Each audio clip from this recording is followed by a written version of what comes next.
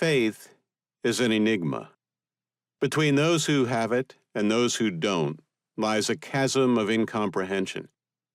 For those without religious belief, the faithful are superstitious purveyors of myths and fairy tales, intellectual cowards shielding themselves from the struggle for meaning and the bitterness of mortality. For the devout, non-believers are pathetically blind, oblivious to the miracles of creation and the divine spirit that moves through the world. Each may object to this characterization, but neither will move closer to the other. How then could I, a non-believer, understand someone like Menachem Mendel Schneerson? It is hard to imagine a person who embodied the mystery of faith more perfectly than he did. Here was a man who received the scientific education in the universities of Paris and Berlin, spoke at least 6 languages, read widely, and kept abreast of political and social developments his entire life.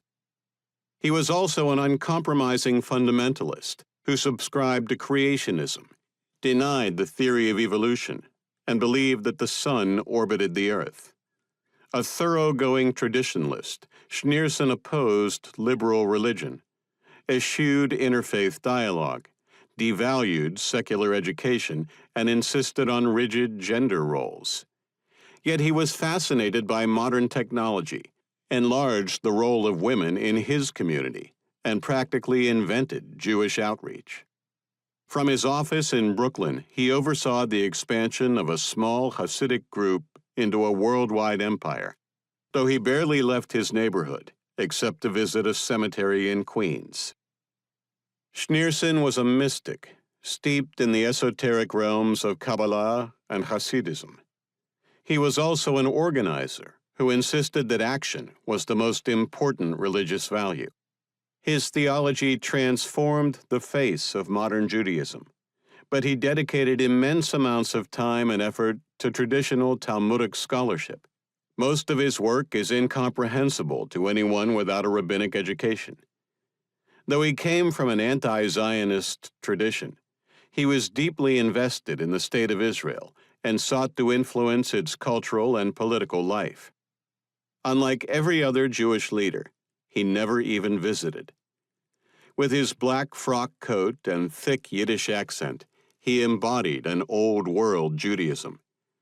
Through vision and foresight, he became an outspoken champion of Jewish life in the new. The most conspicuous aspect of Schneerson's life, and the one for which he is most famous, was his unceasing, unrepentant messianism. Such beliefs are a touchy subject. While the prospect of redemption has been a source of material hope and spiritual sustenance, it has also led to disaster. The history of the Jews is littered with false messiahs.